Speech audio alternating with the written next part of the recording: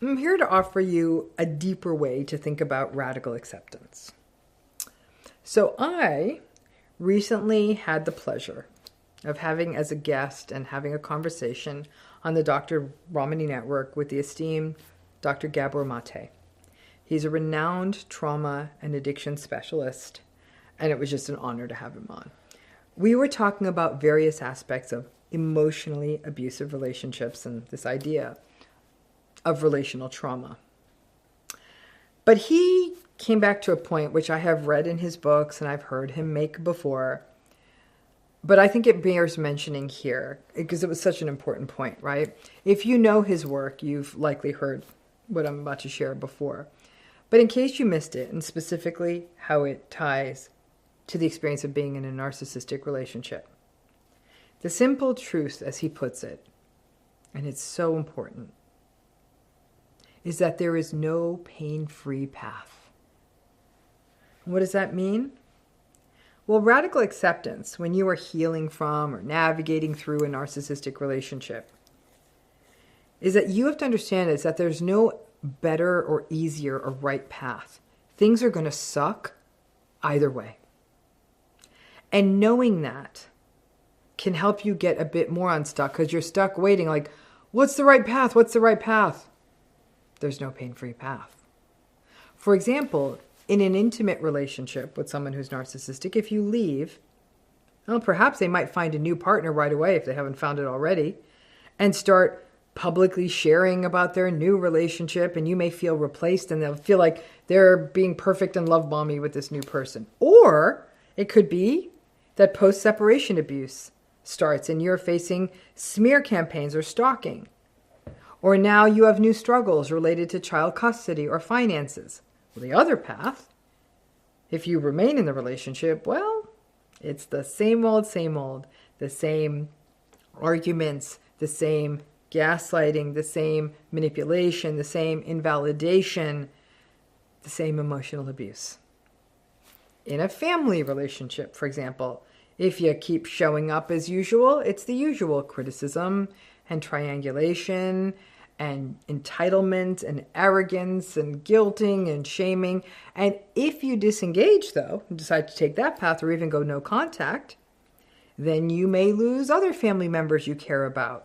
You may feel quite alone in the world. You may lose a sense of belonging.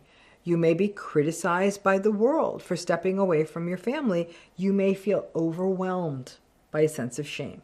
So you get the idea, right? In a narcissistic relationship, once you get it, once you see it, frankly, there is no pain-free path forward.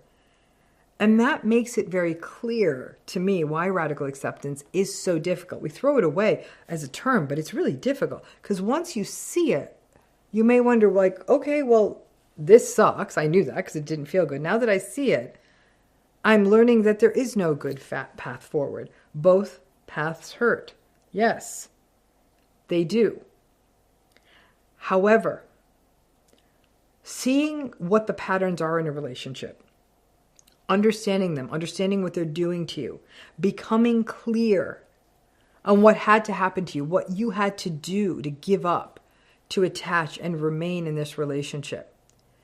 I truly believe it carries something that ultimately is a win.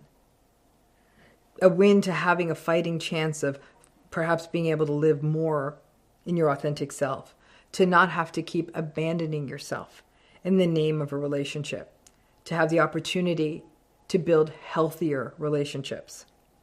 But like all good things that are related to growth, it sadly requires a rather difficult pathway. Seeing, understanding, comprehending what's happening in a narcissistic relationship can feel difficult also because for many people, it leaves them feeling that they have to do something now that they see it. Okay, this is what it is. I got to do something about this.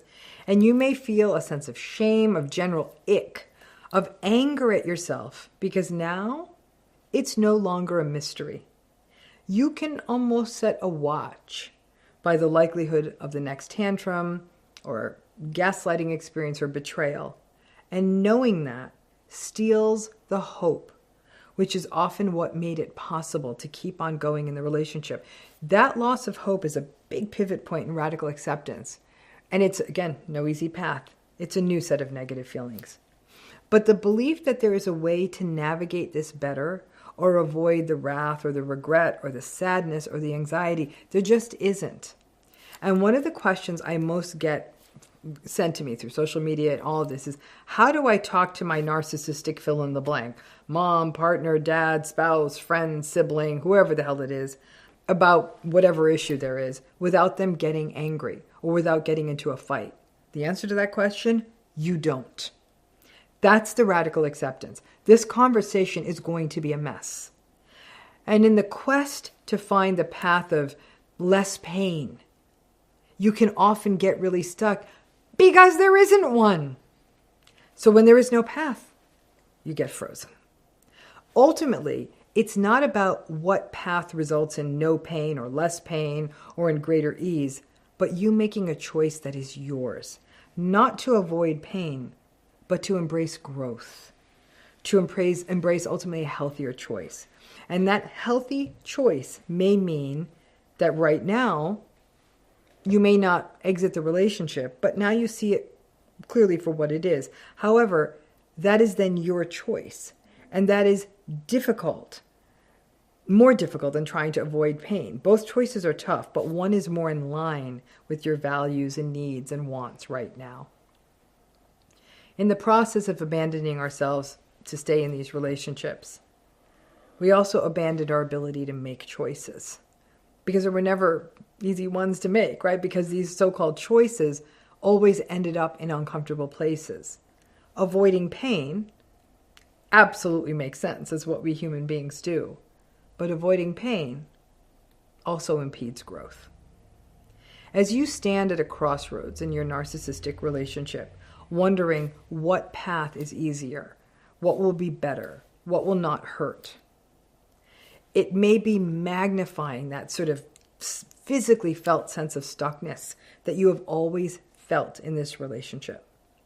There is no pain-free path forward in a narcissistic relationship, in an emotionally abusive relationship. Perhaps knowing that gives you an opportunity to make a real choice and start exerting that real you inside that deserves to emerge after being hidden for so long. But so much effort goes into, there's got to be a cleaner, easier, less conflictual, less scary path. There's not. And again, in the words of Dr. Mate, there is no pain-free path. And when we can let that go, we actually can be much more active and engaged in our own healing instead of hiding from the pain. Once we recognize the pain is inevitable, that's the radical acceptance. We can now set about making choices informed by what we know that are right for us, people who count on us, like our children. But understanding that, and so when you do make the choice and it does hurt, you may look at the other one and say, wonder if this would be easier. It would be different, but it would still be painful. Thanks again.